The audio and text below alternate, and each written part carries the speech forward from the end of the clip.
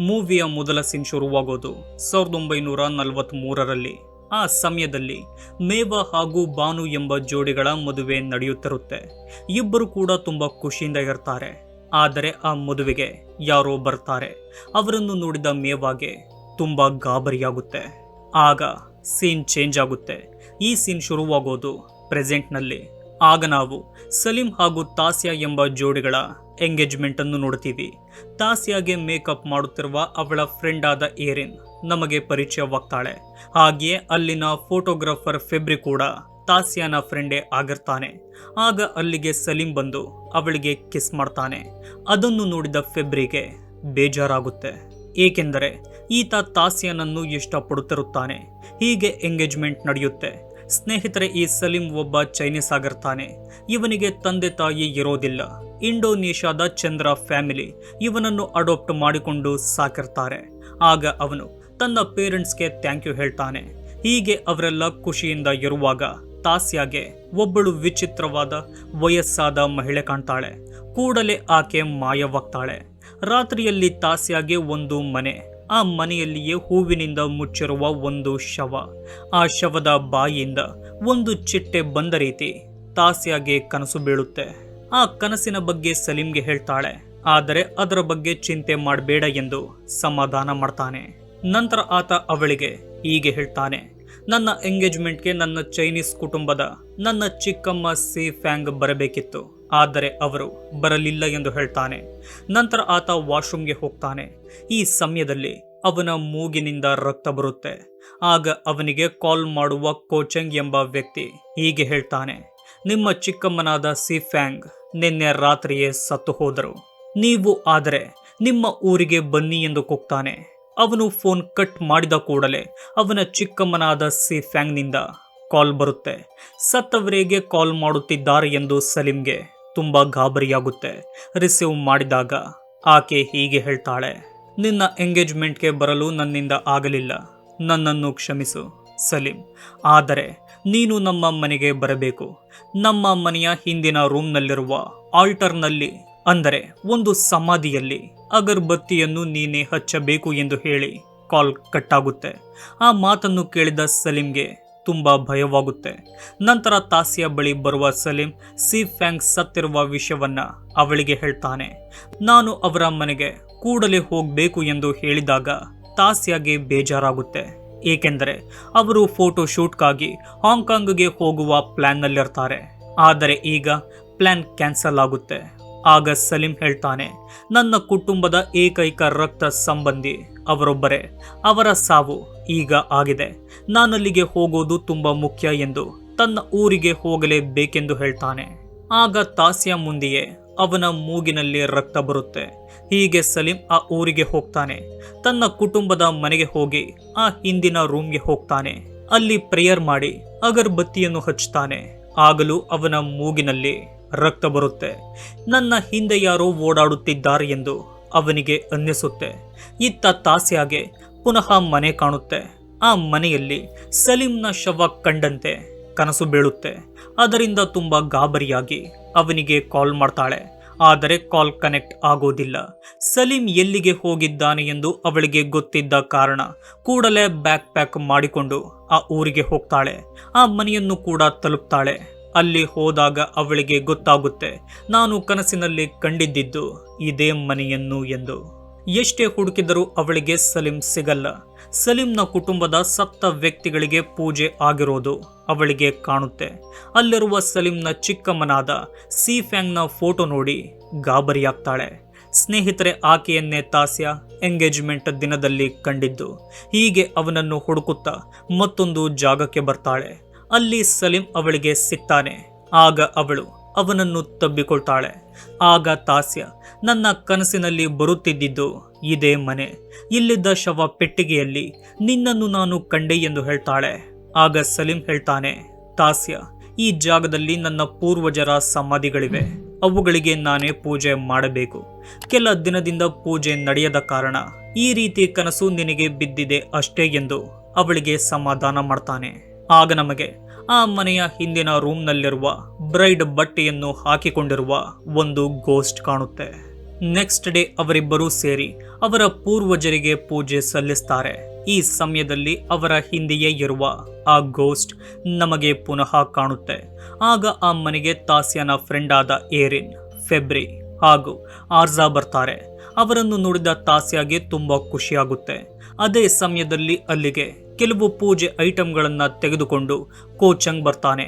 ಅದನ್ನೆಲ್ಲ ಸಲೀಂಗೆ ಕೊಟ್ಟು, ನಾನು ದೇವಸ್ಥಾನದ ಪಕ್ಕದಲ್ಲಿರುವ ಮನೆಯಲ್ಲಿಯೇ ಇರೋದು, ನಿಮಗೆ ಏನೇ ಸಹಾಯ ಬೇಕೆಂದರೂ ಕೇಳಿ ಎಂದು ಹೇಳಿ ಅಲ್ಲಿಂದ ಹೊರಡ್ತಾನೆ. ಇತ್ತ ಆ ಮನೆಯನ್ನು ನೋಡಿದ ಫೆಬ್ರಿಗೆ ಆ ಮನೆ ತುಂಬಾ ಇಷ್ಟವಾಗುತ್ತೆ. ಅದು ಕ್ಲಾಸಿಕ್ ಚೈನೀಸ್ ಡಿಸೈನ್ ನಲ್ಲಿ ಇರೋದನ್ನ ನೋಡಿ ಇಲ್ಲಿಯೇ ಇವರ ಫೋಟೋ ಶೂಟ್ ಮಾಡೋಣ ಎಂದು ನಿರ್ಧಾರ ಮಾಡ್ತಾರೆ. ಅದಕ್ಕೆ ಎಲ್ಲರೂ ಕೂಡ ಒಪ್ಪಿಕೊಳ್ತಾರೆ. ಇತ್ತ ಏರಿನ್ಗೆ ಅಲ್ಲಿಯೇ ಒಂದು ಫೋಟೋ ಆಲ್ಬಮ್ ಸಿಗುತ್ತೆ. ಅದರಲ್ಲಿ ಒಬ್ಬಳು ತುಂಬಾ ಸುಂದರವಾಗಿರ್ತಾಳೆ. ಆಕೆಯನ್ನ ನೋಡಿ ಸಲೀಂಗೆ ಇದು ಯಾರು ಎಂದು ಕೇಳ್ತಾಳೆ. ಆಗ ಅವನು ಹೇಳ್ತಾನೆ, ಇದು ನನ್ನ ಮುತ್ತಜ್ಜನ ತಂಗಿ, ಇವರ ಹೆಸರು ಮೇವಾ. ಇವರು ಆ ಕಾಲದಲ್ಲಿಯೇ ಫೇಮಸ್ ಸಿಂಗರ್ ಆಗಿದ್ದರು ಎಂದು ಹೇಳ್ತಾನೆ. ಸ್ನೇಹಿತರೆ, ಸಲೀಂ ಹೇಳುತ್ತಿರುವ ಮೇವಾ ನಾವು ಮೂವಿಯ ಮೊದಲ ಸೀನ್ನಲ್ಲಿ ನೋಡಿದ ಮಹಿಳೆಯೇ ಆಗಿದ್ದಾಳೆ. ರಾತ್ರಿಯಲ್ಲಿ ತಾಸ್ಯಾ ಕಿಚನ್ ನಲ್ಲಿರುವಾಗ ಅಲ್ಲಿಗೆ ಫೆಬ್ರಿ ಬರ್ತಾನೆ. ನಾನು ನಿನ್ನನ್ನು ಇಷ್ಟಪಡುತ್ತಿದ್ದೀನಿ ಎಂಬಂತೆ ಮಾತಾಡ್ತಾನೆ. ಅದೇ ರೀತಿ ನನಗೆ ಸಲೀಂ ಎಂದರೆ ಮಾತ್ರ ಇಷ್ಟ ಎಂಬಂತೆ ತಾಸ್ಯಾ ಮಾತಾಡ್ತಾಳೆ. ಅದರಿಂದ ಫೆಬ್ರಿಗೆ ಬೇಜಾರಾಗುತ್ತೆ. ಹೀಗೆ ಮಾತಾಡುವಾಗ ಅವರಿಗೆ ಅಲ್ಲಿನ ವಿಂಡೋದಲ್ಲಿ ಸಲೀಂನ ಪೂರ್ವಜರ ಗ್ರೇವ್ ಯಾರ್ಡ್ ಕಾಣುತ್ತೆ. ನಂತರ ತಾಸ್ಯಾ ರೂಮ್ನಲ್ಲಿರುವಾಗ ಲೈಟ್ಗಳೆಲ್ಲ ಆಫ್ ಆಗುತ್ತೆ. ಅವಳಿಗೆ ಭಯ ಶುರುವಾಗುತ್ತೆ. ಮೊಬೈಲ್ ಟಾರ್ಚ್ ಆನ್ ಮಾಡಿಕೊಂಡು ಹೋಗುವಾಗ ಅವಳಿಗೆ ಸಲೀಂ ಸಿಗೋದಿಲ್ಲ. ಆದರೆ ಅವಳಿಗೆ ಮತ್ತೊಂದು ಜಾಗದಲ್ಲಿ 2 ಬಾರಿ ಆ ಗೋಸ್ಟ್ ಕಾಣುತ್ತೆ. ಅದರಿಂದ ತುಂಬಾ ಭಯ ಪಡುವಾಗ ಅದೇ ಸಮಯಕ್ಕೆ ಸಲೀಂ ಕಾಣ್ತಾನೆ. ಅವನನ್ನು ತಬ್ಬಿಕೊಂಡು ಭಯದಿಂದ ಅಳ್ತಾಳೆ. ಆಗ ಸಲೀಂ ಅವಳ ಜೊತೆ ಮಾತಾಡ್ತಾನೆ. ತಾಸ್ಯಾ, ಈ ಮನೆಯಲ್ಲಿ ಒಂದು ತೊಂದರೆ ಇದೆ. ಇಲ್ಲಿರುವ ಎಲ್ಲ ಸಮಾಧಿಗಳಲ್ಲಿರುವ ಆತ್ಮಗಳಿಗೆ ಶಾಂತಿ ಸಿಕ್ಕಿದೆ. ಆದರೆ ನನ್ನ ಕುಟುಂಬದ ಮೇವಾ ಎನ್ನುವವರಿಗೆ ಮಾತ್ರ ಶಾಂತಿ ಸಿಕ್ಕಿಲ್ಲ. ಅವರ ಆಲ್ಟರ್ ಈ ಮನೆಯ ಹಿಂದಿನ ರೂಮ್ನಲ್ಲಿದೆ. ಅವರು ಮದುವೆಯಾಗದೇನೆ ಸತ್ತರು. ಅವರ ಆತ್ಮಕ್ಕೆ ಇನ್ನೂ ಶಾಂತಿ ಸಿಕ್ಕಿಲ್ಲ. ಪ್ರತಿದಿನ ನಮ್ಮ ಕುಟುಂಬದ ಒಬ್ಬರು ಅವರಿಗೆ ಅಗರಬತ್ತಿ ಹಚ್ಚಿ ಪೂಜೆ ಮಾಡಬೇಕು. ಈ ಕೆಲಸವನ್ನ ನನ್ನ ಚಿಕ್ಕಮ್ಮ ಸಿಫ್ಯಾಂಗ್ ಮಾಡುತ್ತಿದ್ದರು. ಆದರೆ ಅವರು ಸತ್ತ ಕಾರಣ ಕೆಲವು ದಿನದಿಂದ ಆ ಪೂಜೆ ನಡೆದಿಲ್ಲ. ಅದನ್ನು ಮಾಡುವುದಕ್ಕೇನೆ ನಾನಿಲ್ಲಿಗೆ ಬಂದಿರೋದು. ನಾನು ಈ ಕುಟುಂಬದವನಾಗಿರುವುದರಿಂದ ಇದನ್ನು ನಾನೇ ಮಾಡಬೇಕು. ಇಲ್ಲವಾದರೆ ನಮ್ಮ ಕುಟುಂಬದ ಯಾರಾದರೂ ಅನಾರೋಗ್ಯಕ್ಕೆ ಒಳಗಾಗ್ತಾರೆ, ಕೊನೆಗೆ ಸಾವನ್ನಪ್ತಾರೆ. ನನ್ನ ಮೂಗಿನಲ್ಲಿ ಬರುತ್ತಿರುವ ರಕ್ತಕ್ಕೆ ಕಾರಣ ಇದೇ ಆಗಿದೆ. ಅನಾರೋಗ್ಯಕ್ಕೆ ಈಗ ಒಳಗಾಗಿರೋದು ನಾನೇ. ಹಾಗಾಗಿ ನಾನು ಇಲ್ಲಿಯೇ ವಾಸ ಮಾಡಬೇಕು. ಪ್ರತಿದಿನ ಸತ್ತಿರುವ ನನ್ನ ಕುಟುಂಬದವರಿಗೆ ಪೂಜೆ ಸಲ್ಲಿಸಬೇಕು. ನನ್ನನ್ನು ಮದುವೆಯಾದರೆ ನೀನು ಕೂಡ ಇಲ್ಲೇ ಇರಬೇಕಾಗುತ್ತೆ. ಹಾಗಾಗಿ ಯೋಚನೆ ಮಾಡು. ನೀನು ಬೇಕಾದರೆ ಬೇರೆಯವರನ್ನ ಮದುವೆ ಮಾಡಿಕೋ ಎಂದು ಅವಳಿಗೆ ಹೇಳ್ತಾನೆ. ಆದರೆ ತಾಸ್ಯಾ ಆ ರೀತಿ ಮಾಡೋದಿಲ್ಲ. ನಾವಿಬ್ಬರು ಇಲ್ಲೇ ವಾಸ ಮಾಡೋಣ ಎಂದು ಅವನಿಗೆ ಹೇಳ್ತಾಳೆ. ತಾಸ್ಯಾ ಸಲೀಂನನ್ನು ತನ್ನ ಪ್ರಾಣಕ್ಕಿಂತ ಹೆಚ್ಚಾಗಿ ಪ್ರೀತಿ ಮಾಡುತ್ತಿರುತ್ತಾಳೆ. ಅವಳ ಮಾತನ್ನು ಕೇಳಿ ಸಲೀಂಗೂ ಖುಷಿಯಾಗುತ್ತೆ. ನೆಕ್ಸ್ಟ್ ಡೇ ಫೋಟೋ ಶೂಟ್ಗೆ ಏರಿನ್ ತಾಸ್ಯಾನನ್ನು ರೆಡಿ ಮಾಡುವಾಗ ಅವಳಿಗೆ ಒಂದು ಡ್ರಾಯರ್ನಲ್ಲಿ ತುಂಬಾ ಹಳೆ ಕಾಲದ ಬಟರ್ಫ್ಲೈ ಡಿಸೈನ್ನ ಹೇರ್ ಪಿನ್ ಸಿಗುತ್ತೆ. ಸ್ನೇಹಿತರೆ, ಈ ಹೇರ್ ಪಿನ್ ಅನ್ನು ಮೇವಾ ಯೂಸ್ ಮಾಡುತ್ತಿದ್ದಳು. ಇದು ತಾಸ್ಯಾಗೆ ಚೆನ್ನಾಗಿ ಕಾಣುತ್ತೆ ಎಂದು ಅವಳಿಗೆ ಕೊಡ್ತಾಳೆ. ನಂತರ ಅವರಿಬ್ಬರು ತಮ್ಮ ಪೂರ್ವಜರ ಸಮಾಧಿಗೆ ಪೂಜೆಯನ್ನು ಸಲ್ಲಿಸ್ತಾರೆ. ನಂತರ ಮನೆಯ ತುಂಬಾ ಕಡೆ ಫೋಟೋ ಶೂಟ್ ನಡೆಯುತ್ತೆ. ಎಲ್ಲರೂ ಖುಷಿಯಿಂದ ಇದ್ದರೆ ತಾಸ್ಯಾಗೆ ಮಾತ್ರ ಆ ಖುಷಿ ಇರೋದಿಲ್ಲ. ಹೇರ್ ಪಿನ್ ಅನ್ನು ಹಾಕಿಕೊಂಡಾಗಿನಿಂದ ಅವಳಿಗೆ ದುಃಖ ಹೆಚ್ಚಾಗುತ್ತೆ. ಅವಳ ಎನರ್ಜಿ ಪೂರ್ತಿಯಾಗಿ ಡ್ರಾಪ್ ಆಗಿ ತಾಸ್ಯಾ ಪ್ರಜ್ಞೆ ತಪ್ಪಿ ಕೆಳಗೆ ಬೀಳ್ತಾಳೆ. ಇತ್ತ ಆರ್ಜಾ ಎಲ್ಲ ಫೋಟೋಗಳನ್ನು ಡೆವಲಪ್ ಮಾಡುವಾಗ ಒಂದು ಫೋಟೋ ನೋಡಿ ತುಂಬಾ ಗಾಬರಿಯಾಗ್ತಾನೆ. ಆ ಫೋಟೋದಲ್ಲಿ ಸಲೀಂ ಹಾಗೂ ತಾಸ್ಯಾನ ಹಿಂದೆ ಮತ್ತೊಂದು ಜೋಡಿಗಳು ಇರೋದು ಅವನಿಗೆ ಕಾಣುತ್ತೆ. ಆಗ ಅವನು ಈ ವಿಷಯವನ್ನ ಏರಿನ್ಗೆ ಹೇಳಿ, ಈ ಮನೆಯಲ್ಲಿ ದೆವ್ವ ಇದೆ, ನಾವಿಲ್ಲಿರೋದು ಬೇಡ, ಇಲ್ಲಿಂದ ಹೊರಟು ಹೋಗೋಣ ಎಂದು ಹೇಳ್ತಾನೆ. ಅವನ ಮಾತನ್ನು ಪ್ರಜ್ಞೆ ಬಂದ ತಾಸ್ಯಾ ಕೇಳಿಸಿಕೊಳ್ತಾಳೆ. ಅಲ್ಲಿಂದ ಮತ್ತೊಂದು ಜಾಗಕ್ಕೆ ಬಂದಾಗ ರೆಡ್ ಡ್ರೆಸ್ ಅನ್ನು ಹಾಕಿಕೊಂಡಿರುವ ಆ ಬ್ರೈಡ್ ಗೋಸ್ಟ್ ತಾಸ್ಯಾಗೆ ಪುನಃ ಕಾಣುತ್ತೆ. ಅದು ಅವಳನ್ನು ಆ ಮನೆಯ ಹಿಂದಿನ ರೂಮ್ಗೆ ಕರೆದುಕೊಂಡು ಹೋಗುತ್ತೆ. ಹೀಗೆ ಅವಳು ಅಲ್ಲಿಗೆ ಹೋದ ಕೂಡಲೇ ಅಲ್ಲಿದ್ದ ವಾಲ್ ಕ್ರ್ಯಾಕ್ ಆಗುತ್ತೆ. ಅದನ್ನು ನೋಡಿ ಗಾಬರಿಯಾದ ತಾಸ್ಯ ಸಲೀಂನನ್ನು ಸೇರಿ ಎಲ್ಲರನ್ನೂ ಕೂಗ್ತಾಳೆ. ಆಗ ಸಲೀಂ ಆ ಕ್ರ್ಯಾಕ್ ಆದ ವಾಲನ್ನು ಹೊಡೆದಾಕ್ತಾನೆ. ಆ ಜಾಗದಲ್ಲಿ ಮತ್ತೊಂದು ರೂಮ್ ಅವರಿಗೆ ಕಾಣುತ್ತೆ. ಅದರ ಒಳಗೋದಾಗ ಸಮಾಧಿ ಮಾಡದೆ ಹಾಗೆ ಇಟ್ಟಿರುವ ಮೇವಾನ ಶವ ಕಾಣುತ್ತೆ.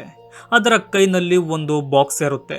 ಏನೆಂದು ನೋಡಿದಾಗ ಅದರಲ್ಲಿ ವೆಡ್ಡಿಂಗ್ ರಿಂಗ್ಸ್ ಇರುತ್ತೆ. ಆಗ ಅವರಿಗೆ ಗೊತ್ತಾಗುತ್ತೆ ಇವರ ಸಾವು ಇವರ ಮದುವೆಯ ದಿನದಲ್ಲೇ ಆಗಿದೆ ಎಂದು. ಹೀಗೆ ನೋಡುತ್ತಿದ್ದಂತೆ ಆ ಶವದ ಬಾಯಿ ಓಪನ್ ಆಗುತ್ತೆ. ಆ ಬಾಯಿಯಿಂದ ಒಂದು ಕೆಂಪು ಬಣ್ಣದ ಚಿಟ್ಟೆ ಹೊರಗೆ ಬರುತ್ತೆ. ನಂತರ ಎಲ್ಲರೂ ಮಾತಾಡ್ತಾರೆ. ಆಗ ಸಲೀಂ, ಮೊದಲು ನಾವು ಆ ಶವವನ್ನ ಸಮಾಧಿ ಮಾಡಬೇಕು, ನಂತರ ಫೋಟೋಶೂಟ್ ಕೆಲಸ ಮುಗಿಸಬೇಕು ಎಂದಾಗ ಅಲ್ಲಿದ್ದ ಆರ್ಜಾಗೆ ತುಂಬಾ ಕೋಪ ಬರುತ್ತೆ. ನಾವು ಇಲ್ಲಿಗೆ ಬಂದಿದ್ದು ಫೋಟೋಶೂಟ್ ಕೆಲಸಕ್ಕೆ, ನಿನ್ನ ಕುಟುಂಬದವರ ಶವವನ್ನ ಸಮಾಧಿ ಮಾಡೋದಕ್ಕಲ್ಲ ಎಂದು ಅಲ್ಲಿಂದ ಹೊರಟೋಗ್ತಾನೆ. ಆದರೆ ಫೆಬ್ರಿ ಹಾಗೂ ಏರಿನ್ ಅವರಿಗೆ ಸಹಾಯ ಮಾಡಲು ಒಪ್ಪಿಕೊಳ್ತಾರೆ. ಆದರೆ ಆರ್ಜಾ ನಾನು ಈ ಮನೆಯಲ್ಲಿ ಇರಲ್ಲ ಎಂದು ಮನೆ ಬಿಟ್ಟು ಹೊರಟೋಗ್ತಾನೆ. ನೆಕ್ಸ್ಟ್ ಡೇ ಅವರೆಲ್ಲ ಸೇರಿ ಆ ಶವವನ್ನ ಅವರ ಕುಟುಂಬದ ಗ್ರೇವ್ ಯಾರ್ಡ್ಗೆ ಎತ್ತಿಕೊಂಡು ಹೋಗ್ತಾರೆ. ಒಂದು ಸಮಾಧಿಯಲ್ಲಿ ಅದನ್ನು ಮಲಗಿಸಿ ಆ ವೆಡ್ಡಿಂಗ್ ರಿಂಗ್ಸ್ ಇದ್ದ ಬಾಕ್ಸ್ ಅನ್ನು ಆ ಶವಕ್ಕೆ ಒಪ್ಪಿಸ್ತಾರೆ. ಎಲ್ಲರೂ ಅಂದುಕೊಳ್ತಾರೆ ಇನ್ನು ಈ ಆತ್ಮದ ತೊಂದರೆ ಪರಿಹಾರ ಆಯಿತು ಎಂದು. ಆದರೆ ಆ ಪ್ರಾಬ್ಲಮ್ ಸಾಲ್ವ್ ಆಗಿರೋದಿಲ್ಲ. ತಾಸ್ಯ ನಾರ್ಮಲ್ ಆಗಿಲ್ಲ ಎಂದು ಏರಿನ್ಗೆ ಗೊತ್ತಾಗುತ್ತೆ. ಆಗ ಅವಳು ಅಲ್ಲಿನ ಟೆಂಪಲ್ನ ಪಕ್ಕದ ಮನೆಯಲ್ಲಿರುವ ಕೋಚಂಗ್ನ ಬಳಿ ಹೋಗ್ತಾಳೆ. ನಮಗೆ ನಿಮ್ಮ ಸಹಾಯ ಬೇಕು ಎಂದು ಮನೆಯಲ್ಲಿ ಆಗುತ್ತಿರುವ ವಿಷಯವೆಲ್ಲ ಅವನಿಗೆ ವಿವರವಾಗಿ ಹೇಳ್ತಾಳೆ. ಇತ್ತ ಫೆಬ್ರಿ ತಾಸ್ಯ ಜೊತೆ ಮಾತಾಡ್ತಾನೆ. ಸಲೀಂನ ಬ್ಯಾಕ್ಗ್ರೌಂಡ್ ಚೆನ್ನಾಗಿಲ್ಲ. ತಾಸ್ಯ, ದಯವಿಟ್ಟು ನನ್ನ ಜೊತೆ ಬಂದು ಬಿಡು, ನಾವಿಬ್ಬರು ಮದುವೆ ಆಗೋಣ, ನಾನು ನಿನ್ನನ್ನ ತುಂಬಾ ಪ್ರೀತಿ ಮಾಡುತ್ತಿದ್ದೀನಿ ಎಂದು ಅವಳಿಗೆ ಹೇಳ್ತಾನೆ. ಆದರೆ ತಾಸ್ಯಗೆ ಸಲೀಂ ಎಂದರೆ ಮಾತ್ರ ಪ್ರೀತಿ ಇರುತ್ತೆ. ಆಗ ಆತ ಅವಳಿಗೆ ಬಲವಂತವಾಗಿ ಕಿಸ್ ಮಾಡಲು ಮುಂದಾಗ್ತಾನೆ. ಆಗ ತಾಸ್ಯ ಅವನನ್ನ ತಳ್ಳಿಬಿಡ್ತಾಳೆ. ಇದನ್ನೆಲ್ಲ ಸಲೀಂ ನೋಡುತ್ತಿರುತ್ತಾನೆ. ರಾತ್ರಿಯಲ್ಲಿ ಸಲೀಂನ ಬಳಿ ತಾಸ್ಯ ಬರ್ತಾಳೆ. ಆಗ ಸಲೀಂ ಹೇಳ್ತಾನೆ, ತಾಸ್ಯ, ಫೆಬ್ರಿಯ ಜೊತೆ ನೀನು ಹೊರಟೋಗು, ನನ್ನ ಜೊತೆ ಇದ್ದು ದಯವಿಟ್ಟು ದುಃಖದ ಜೀವನವನ್ನ ನಡೆಸಬೇಡ ಎಂದು ಕೇಳಿಕೊಳ್ತಾನೆ. ಆಗ ತುಂಬಾ ಕೋಪ ಮಾಡಿಕೊಳ್ಳುವ ತಾಸ್ಯ ಅವನಿಗೆ ಬೈತಾಳೆ. ಮತ್ತೊಮ್ಮೆ ನನ್ನ ಪ್ರೀತಿಗೆ ಅವಮಾನ ಮಾಡಬೇಡ ಎಂದು ಹೇಳಿ ಅಲ್ಲಿಂದ ಹೊರಟೋಗ್ತಾಳೆ. ತನ್ನ ರೂಮ್ಗೆ ಬಂದು ತಾಸ್ಯ ಅಳುವಾಗ ಮೇವಾ ಆತ್ಮ ಅವಳಿಗೆ ತುಂಬಾ ಹೆದರಿಸಲು ಪ್ರಯತ್ನ ಪಡುತ್ತೆ. ಹಾಗೆ ಅವಳ ಎದುರಿಗೆ ಬರುತ್ತೆ. ಒಂದು ಹನಿ ರಕ್ತವನ್ನ ಅವಳ ಕಣ್ಣಿನ ಮೇಲೆ ಹಾಕುತ್ತೆ. ಹೀಗೆ ಹಾಕಿದ ಕೂಡಲೇ ತಾಸ್ಯ ತುಂಬಾ ಹಿಂದಿನ ಸಮಯಕ್ಕೆ ಹೋಗ್ತಾಳೆ. ಆ ಸಮಯ ಯಾವುದೆಂದರೆ ಮೂವಿಯ ಮೊದಲ ಸೀನ್ನಲ್ಲಿ ನೋಡಿದ ಅದೇ 1943ರ ಸಮಯ. ಆಗ ತಾಸ್ಯಾಗೆ ತನ್ನ ಎದುರಿಗೆ ಮಾತಾಡುತ್ತಿರುವ ಮೇವಾ ಹಾಗೂ ಬಾನು ಕಾಣ್ತಾರೆ. ಅವರು ಮುಂದೆ ನಡೆಯುವ ತಮ್ಮ ಮದುವೆಯ ಬಗ್ಗೆ ಮಾತಾಡುತ್ತಿರುತ್ತಾರೆ. ಆಗ ಬಾನು ಮೇವಾಗೆ ತಾನು ಮಾಡಿರುವ ಬಟರ್ಫ್ಲೈ ಡಿಸೈನ್ನ ಹೇರ್ ಪಿನ್ ಕೊಡ್ತಾನೆ. ಅದರಿಂದ ಮೇವಾಗೆ ತುಂಬಾ ಖುಷಿಯಾಗುತ್ತೆ. ಹೀಗೆ ಅವರ ಮದುವೆಯ ದಿನ ಬರುತ್ತೆ. ಆ ಮದುವೆ ಅದೇ ಮನೆಯಲ್ಲಿ ನಡೆಯಲು ಶುರುವಾಗುತ್ತೆ. ಆದರೆ ಅದು ಯುದ್ಧದ ಸಮಯ ಆಗಿರೋದ್ರಿಂದ ಅಲ್ಲಿಗೆ ಜಾಪನೀಸ್ ಸೈನಿಕರು ಬರ್ತಾರೆ. ಅಲ್ಲಿದ್ದವರ ಮೇಲೆ ಏನು ಯೋಚನೆ ಮಾಡದೆ ದಾಳಿ ಮಾಡ್ತಾರೆ. ಆಗ ಬಾನು ಅವರಿಂದ ತನ್ನ ಹುಡುಗಿಯನ್ನು ಕಾಪಾಡಬೇಕೆಂದು ಮೇವಾನನ್ನು ಹಾಗೂ ಅವಳ ತಾಯಿಯನ್ನು ಮನೆಯ ಹಿಂದಿನ ಡೋರ್ನಲ್ಲಿ ಲಾಕ್ ಮಾಡ್ತಾನೆ. ಆದರೆ ಜಾಪನೀಸ್ ಸೈನಿಕರಿಂದ ಬಾನು ಗುಂಡೇಟಿನಿಂದ ಸತ್ತೋಗ್ತಾನೆ. ಬಾನು ಸಾವನ್ನು ಕಣ್ಣಾರೆ ಕಂಡ ಮೇವಾಗೆ ಬದುಕಲು ಆಗಲ್ಲ. ಆಗ ಆಕೆ ಅವನು ಮಾಡಿಕೊಟ್ಟಿದ್ದ ಆ ಹೇರ್ ಪಿನ್ ಅನ್ನೇ ಎತ್ತಿಕೊಂಡು ಅವಳ ಕತ್ತಿಗೆ ಚುಚ್ಚಿಕೊಳ್ತಾಳೆ. ಹಾಗೆಯೇ ಸತ್ತೋಗ್ತಾಳೆ. ಇದನ್ನೆಲ್ಲ ನೋಡಿದ ತಾಸ್ಯ ರಿಯಾಲಿಟಿಯಲ್ಲಿಯೂ ಅದೇ ಹೇರ್ ಪಿನ್ನಿಂದ ಸಾಯಲು ಮುಂದಾಗ್ತಾಳೆ. ಆದರೆ ಅಷ್ಟರಲ್ಲಿ ಬರುವ ಸಲೀಂ ಅವಳ ಪ್ರಾಣವನ್ನ ಕಾಪಾಡಿಕೊಳ್ತಾನೆ. ತಾನು ಕಂಡ ಘಟನೆಗಳನ್ನೆಲ್ಲ ಸಲೀಂಗೆ ಹೇಳ್ತಾಳೆ. ಆ ಜೋಡಿಗಳ ಸಾವು ಎಷ್ಟು ಭೀಕರವಾಗಿ ಆಯಿತು ಎಂದು ಹೇಳಿ ಅತಿಯಾಗಿ ಹೇಳ್ತಾಳೆ. ಆಗ ಏರಿನ್ ಕೋಚಂಗ್ನನ್ನು ಅಲ್ಲಿಗೆ ಕರೆದುಕೊಂಡು ಬರ್ತಾಳೆ. ಬಂದ ಆತ, ಈ ಮನೆಯಲ್ಲಿ ತುಂಬಾ ಸ್ಟ್ರಾಂಗ್ ಆದ ನೆಗೆಟಿವ್ ಎಂಟಿಟಿ ಇದೆ. ಆ ಆತ್ಮಕ್ಕೆ ಶಾಂತಿ ಸಿಗದೆ ಮನೆಯಲ್ಲಿ ಓಡಾಡುತ್ತಿರಲು ಕಾರಣ ಅದರ ನಿಂತು ಹೋದ ಮದುವೆ. ಆ ಮದುವೆಯ ಮೂಲಕವೇ ಆ ಆತ್ಮಕ್ಕೆ ಶಾಂತಿ ದೊರಕಿಸಬೇಕು. ಶಾಂತಿ ಸಿಗದ ಆ ಆತ್ಮಕ್ಕೆ ಮುಕ್ತಿ ಕೊಡಲು 2 ಮಾರ್ಗ ಇದೆ. ಮೊದಲನೆಯದು, ಮುಕ್ತಿ ಸಿಗದ ಆ ಆತ್ಮಕ್ಕೆ ಮತ್ತೊಂದು ಆತ್ಮವನ್ನ ಕರೆಸಿ ಮದುವೆ ಮಾಡೋದು. ಎರಡನೆಯ ಮಾರ್ಗ, ಆ ಆತ್ಮಕ್ಕೆ ಜೀವ ಇರೋ ಮನುಷ್ಯನನ್ನೇ ಮದುವೆ ಮಾಡೋದು. ಈ ವಿಷಯ ನಿಮಗೆ ತಮಾಷೆಯಂತೆ ಅನ್ನಿಸಬಹುದು, ಆದರೆ ಇಂತಹ ರಿಚುವಲ್ಗಳು ಈ ಹಿಂದೆ ನಡೆದಿದೆ. ಆಗ ಅವರು ಮೊದಲ ಮಾರ್ಗವನ್ನೇ ಆಯ್ಕೆ ಮಾಡಿಕೊಳ್ತಾರೆ. ಆಗ ಕೋಚಂಗ್ ಮೇವ ಆತ್ಮಕ್ಕೆ ಮತ್ತೊಂದು ಆತ್ಮವನ್ನ ಕರೆಸಿ ಗೊಂಬೆಗಳ ಮೂಲಕ ಮದುವೆ ಮಾಡಿಸಲು ರಿಚುವಲ್ ಮಾಡ್ತಾನೆ. ಆದರೆ ಮೇವ ಆತ್ಮ ಬಾನುವನ್ನ ಬಿಟ್ಟು ಬೇರೆ ಯಾರನ್ನು ಕೂಡ ಮದುವೆಯಾಗಲು ಒಪ್ಪೋದಿಲ್ಲ. ಆಗ ಆ ಮನೆ ಬಿರುಕು ಬೀಳುತ್ತೆ. ಆ ಗೊಂಬೆಗಳಿಂದ ರಕ್ತ ಬರುತ್ತೆ. ಬಾನು ಆತ್ಮವನ್ನ ಕರೆಸಲು ಅವರು ತುಂಬಾ ಪ್ರಯತ್ನ ಪಡ್ತಾರೆ. ಆದರೆ ಅದು ಕೂಡ ಸಾಧ್ಯವಾಗಲ್ಲ. ಏಕೆಂದರೆ ಜಾಪನೀಸ್ ಆರ್ಮಿಯವರು ಬಾನುವನ್ನ ಕೊಂದು ಅವನ ದೇಹ ಸಿಗದಂತೆ ಎಲ್ಲಿಯೂ ಎಸೆದಿರ್ತಾರೆ. ಹಾಗಾಗಿ ಅವನ ಆತ್ಮವನ್ನ ಕರೆಸಲು ಸಾಧ್ಯವಾಗಲ್ಲ. ಆದರೆ ಅವನ ಆತ್ಮವನ್ನು ಕಾಂಟ್ಯಾಕ್ಟ್ ಮಾಡೋದಕ್ಕೆ ಒಂದು ಮಾರ್ಗ ಇರುತ್ತೆ. ಆದರೆ ಅದು ತುಂಬಾ ಡೇಂಜರಸ್ ಮಾರ್ಗವಾಗಿರುತ್ತೆ. ಸ್ನೇಹಿತರೆ, ಭಾನು ಆತ್ಮವನ್ನ ಕಾಂಟ್ಯಾಕ್ಟ್ ಮಾಡಬೇಕೆಂದರೆ ರಿಚುವಲ್ನ ಮೂಲಕ ಸಾಧ್ಯವಿರಲ್ಲ. ಆ ಆತ್ಮವನ್ನು ಸತ್ತವರ ಲೋಕಕ್ಕೇನೆ ಹೋಗಿ ಹುಡುಕಬೇಕು. ಈ ವಿಷಯ ಹೇಳಿದಾಗ ತಾಸ್ಯ ಆ ಸತ್ತವರ ಲೋಕಕ್ಕೆ ನಾನೇ ಹೋಗುವೆ ಎಂದು ಹೇಳ್ತಾಳೆ. ಎಲ್ಲರೂ ಬೇಡವೆಂದರೂ ಕೇಳಲ್ಲ. ಬಾನು ಹೇಗಿದ್ದಾನೆ ಎಂದು ಮೇವಾ ನನಗೆ ತೋರಿಸಿದ್ದಾಳೆ. ಅವರನ್ನು ನಾನು ನೋಡಿದ್ದೀನಿ. ಹಾಗಾಗಿ ನಾನೇ ಆ ಲೋಕಕ್ಕೆ ಹೋಗಿ ಬಾನು ಆತ್ಮವನ್ನ ಹುಡುಕುತ್ತೀನಿ ಎಂದು ಹೇಳ್ತಾಳೆ. ಆಗ ಪೂಜೆ ಶುರುವಾಗುತ್ತೆ. ಬಾನು ಆತ್ಮಕ್ಕೆ ಸಂಬಂಧಪಟ್ಟ ಯಾವುದಾದ್ರೂ ಒಂದು ವಸ್ತು ಬೇಕಾಗಿದ್ದ ಕಾರಣ ಮೇವ ಸಮಾಧಿಯನ್ನು ಪುನಃ ಅಗಿತಾರೆ. ಅದರಲ್ಲಿದ್ದ ವೆಡ್ಡಿಂಗ್ ರಿಂಗ್ಸ್ ಅನ್ನು ತೆಗೆದುಕೊಂಡು ಬರಲು ಸಲೀಂ ಹಾಗೂ ಫೆಬ್ರಿ ಮುಂದಾಗ್ತಾರೆ. ಇತ್ತ ಒಂದು ಜಾಗದಲ್ಲಿದ್ದ ಕೋಚಂಗ್ ತಾಸ್ಯಾಗೆ ಹೀಗೆ ಹೇಳ್ತಾನೆ, ಈಗ ನಿನ್ನ ದೇಹ ಮಾತ್ರ ಇಲ್ಲಿರುತ್ತೆ. ನಿನ್ನ ಆತ್ಮವನ್ನ ನಾನು ಸತ್ತವರ ಲೋಕಕ್ಕೆ ಕಳಿಸ್ತೀನಿ. ಅಲ್ಲಿ ನೀನು ಬಾನುವನ್ನ ಹುಡುಕಬೇಕು. ಅವನನ್ನ ಕೂಗಿ ಕರೆಯಬೇಕು. ಅವನು ಸಿಕ್ಕ ಕೂಡಲೇ ಅವನ ಕೈಯನ್ನು ಹಿಡಿದುಕೊಂಡು ಈ ಮಂತ್ರವಿರುವ ಹಾಳೆಯನ್ನು ಬೆಂಕಿಯಲ್ಲಿ ಸುಡಬೇಕು. ನೀನು ಮಾಡಬೇಕಾದ ಕೆಲಸ ಇಷ್ಟೇ ಎಂದು ಹೇಳ್ತಾನೆ. ಅದಕ್ಕೆ ತಾಸ್ಯ ಸರಿ ಎಂದು ಹೇಳ್ತಾಳೆ. ಹೀಗೆ ಸ್ವಲ್ಪ ಸಮಯದಲ್ಲೇ ತಾಸ್ಯ ಸತ್ತವರ ಲೋಕಕ್ಕೆ ಹೋಗ್ತಾಳೆ. ಅದೇ ಮನೆಯಲ್ಲಿ ಜಾಪನೀಸ್ ಆರ್ಮಿಯಿಂದ ಸತ್ತ ಹಲವಾರು ಆತ್ಮಗಳಿರುತ್ತೆ. ತಾಸ್ಯಾಗೆ ಅತಿಯಾಗಿ ಹೆದರಿಸುತ್ತೆ. ಎಷ್ಟೇ ಕೂಗಿದ್ದರೂ ಅವಳಿಗೆ ಬಾನು ಆತ್ಮ ಮಾತ್ರ ಸಿಗುತ್ತಿರಲ್ಲ. ಅಲ್ಲಿರುವ ಆತ್ಮಗಳು ಅವಳಿಗೆ ತುಂಬಾ ಭ್ರಮೆಗಳನ್ನ ತೋರಿಸುತ್ತೆ. ಹೇಗೋ ಆ ಭ್ರಮೆಗಳಿಗೆ ಒಳಗಾಗದೆ ತಾಸ್ಯ ಕೊನೆಗೂ ಬಾನು ಆತ್ಮವನ್ನ ಹುಡುಕ್ತಾಳೆ. ಇತ್ತ ಫೆಬ್ರಿಗೆ ಈ ರಿಚುವಲ್ ಕಂಪ್ಲೀಟ್ ಆಗೋದು ಇಷ್ಟ ಇರಲ್ಲ. ಏನಾದ್ರೂ ಆ ರೀತಿ ಆದರೆ ತಾಸ್ಯ ಶಾಶ್ವತವಾಗಿ ನನ್ನಿಂದ ದೂರವಾಗ್ತಾಳೆ ಎಂದು ಸಲೀಂನ ತಲೆಗೆ ಆ ಶೊವೆಲ್ನಿಂದ ಸಾಯುವ ರೀತಿ ಹೊಡಿತಾನೆ. ನಂತರ ಕೋಚಂಗ್ನ ಬಳಿ ಬಂದು ಅವನ ತಲೆಗೂ ತುಂಬಾ ಬಲವಾಗಿ ಹೊಡಿತಾನೆ. ಇದರಿಂದ ಕೋಚಂಗ್ ಅಲ್ಲಿಯೇ ಸತ್ತೋಗ್ತಾನೆ. ಆಗ ಅಲ್ಲಿಗೆ ಬರುವ ಹರೆ ಜೀವದ ಸಲೀಂ ಒಂದು ಟೂಲ್ನಿಂದ ಫೆಬ್ರಿಯ ತಲೆಗೆ ಒಂದೇ ಸಮನೆ ಹೊಡೆದು ಪ್ರಜ್ಞೆ ತಪ್ಪಿಸ್ತಾನೆ. ಇತ್ತ ಬಾನು ಆತ್ಮವನ್ನ ಕಂಡುಕೊಳ್ಳುವ ತಾಸ್ಯ ಅದರ ಕೈಯನ್ನು ಮುಟ್ಟಿ ತನ್ನ ಕೈನಲ್ಲಿದ್ದ ಮಂತ್ರದ ಹಾಳೆಯನ್ನು ಸುಟ್ಟು ಹಾಕ್ತಾಳೆ. ಈ ರೀತಿ ಮಾಡಿದ ಕೂಡಲೇ ಅವಳ ಆತ್ಮ ಪುನಃ ಅವಳ ದೇಹಕ್ಕೆ ಸೇರಿಕೊಳ್ಳುತ್ತೆ. ಅವಳಿಗೆ ಪ್ರಜ್ಞೆ ಬರುತ್ತೆ. ನೋಡಿದರೆ ಕೋಚಂಗ್ ಅಲ್ಲಿಯೇ ಸತ್ತಿರ್ತಾನೆ. ತುಂಬಾ ಗಾಬರಿಯಾಗುವ ತಾಸ್ಯ ಹೊರಗೆ ಬಂದು ನೋಡಿದರೆ ಸಲೀಂ ಫೆಬ್ರಿಯನ್ನು ಮೇವ ಆತ್ಮಕ್ಕೆ ಮದುವೆ ಮಾಡಿಸಲು ಪ್ರಯತ್ನ ಪಡುತ್ತಿರುತ್ತಾನೆ. ಆಗ ಬರುವ ತಾಸ್ಯ, ಸಲೀಂ, ನೀನು ಮಾಡುತ್ತಿರೋದು ಏನು ಕೂಡ ಪ್ರಯೋಜನ ಇಲ್ಲ. ಮೇವ ಆತ್ಮ ಬಾನುವನ್ನ ಬಿಟ್ಟು ಬೇರೆ ಯಾರನ್ನು ಕೂಡ ಒಪ್ಪಿಕೊಳ್ಳೋದಿಲ್ಲ. ಕೋಚಂಗ್ ಹೇಳಿದ ಕೆಲಸವನ್ನ ನಾನು ಮಾಡಿ ಮುಗಿಸಿದ್ದೇನೆ. ಈಗ ನಾವು ಬಾನು ಆತ್ಮವನ್ನ ಮೇವ ಆತ್ಮಕ್ಕೆ ಮದುವೆ ಮಾಡಿಸಬಹುದು ಎಂದು ಹೇಳ್ತಾಳೆ. ಹೀಗೆ ಅವರು ಮಾತಾಡುವಾಗ ಫೆಬ್ರಿಗೆ ಪ್ರಜ್ಞೆ ಬರುತ್ತೆ. ಅಲ್ಲಿದ್ದ ಚೇರ್ ತೆಗೆದುಕೊಂಡು ಸಲೀಂಗೆ ಹೊಡಿತಾನೆ. ನಂತರ ಅವನನ್ನ ಕೊಲ್ಲಲು ಪ್ರಯತ್ನ ಪಡ್ತಾನೆ. ಆಗ ಒಂದು ಡಿಮೋನಿಕ್ ಧ್ವನಿ ನಿಲ್ಲಿಸು ಎಂದು ಕಿರುಚಿಕೊಳ್ಳುತ್ತೆ. ಲೈಟ್ಗಳೆಲ್ಲ ಆಫ್ ಆಗುತ್ತೆ. ಫೆಬ್ರಿಗೆ ಭಯ ಶುರುವಾಗುತ್ತೆ. ಆಗ ಅವನಿಗೆ ಮೇವ ಆತ್ಮದಿಂದ ಪೊಸೆಸ್ ಆಗಿರುವ ತಾಸ್ಯ ಕಾಣ್ತಾಳೆ. ಆಕೆ ಸೀಲಿಂಗ್ನ ಮೇಲೆ ನಡೆಯುತ್ತಿರುತ್ತಾಳೆ. ತಿರುಗಿ ನೋಡಿದರೆ ಅವನ ಹಿಂದೆ ಸಲೀಂ ನಿಂತಿರ್ತಾನೆ. ಅವನ ಮಾತಿನಿಂದ ಗೊತ್ತಾಗುತ್ತೆ ಸಲೀಂನ ದೇಹವನ್ನ ಬಾನು ಆತ್ಮ ತನ್ನ ವಶ ಮಾಡಿಕೊಂಡಿದೆ ಎಂದು. ಆಗ ಅವರಿಬ್ಬರು ಸೇರಿಕೊಂಡು ಫೆಬ್ರಿಯನ್ನು ಸಾಯಿಸ್ತಾರೆ. ಸ್ವಲ್ಪ ಸಮಯದ ನಂತರ ಏರಿನ್ ಪೊಲೀಸನ್ನು ಕರೆದುಕೊಂಡು ಬರ್ತಾಳೆ. ಬಂದು ನೋಡಿದರೆ ಅವಳಿಗೆ ಫೆಬ್ರಿಯ ದೇಹ ಸಿಗುತ್ತೋ ಹೊರತು ಅವರಿಬ್ಬರು ಕಾಣೋದಿಲ್ಲ. ಆಗ ನಮಗೆ 2 ಜೋಡಿ ಚಿಟ್ಟೆಗಳು ಕಾಣುತ್ತೆ. ಹಾಗೆ ನಮಗೆ ರೋಡ್ನಲ್ಲಿ ನಡೆದುಕೊಂಡು ಹೋಗುತ್ತಿರುವ ಸಲೀಂ ಹಾಗೂ ತಾಸ್ಯ ಕಾಣ್ತಾರೆ. ಅವಳ ತಲೆಯಲ್ಲಿರುವ ಬಟರ್ಫ್ಲೈ ಹೇರ್ ಪಿನ್ ಅನ್ನು ನೋಡುವ ನಮಗೆ ಗೊತ್ತಾಗುತ್ತೆ ಈಗ ಹೋಗುತ್ತಿರುವ ಜೋಡಿ ಸಲೀಂ ಹಾಗೂ ತಾಸ್ಯ ಅಲ್ಲ, ಅದು ಅವರ ದೇಹವನ್ನ ತಮ್ಮ ವಶಕ್ಕೆ ತೆಗೆದುಕೊಂಡಿರುವ ಬಾನು ಹಾಗೂ ಮೇವಾ ಜೋಡಿ ಎಂದು. ಅಲ್ಲಿಗೆ ದ ಬಟರ್ಫ್ಲೈ ಹೌಸ್ ಎಂಬ ಇಂಡೋನೇಷಿಯನ್ ಹಾರರ್ ಮೂವಿಯನ್ನ ಎಂಡ್ ಮಾಡಲಾಗಿದೆ.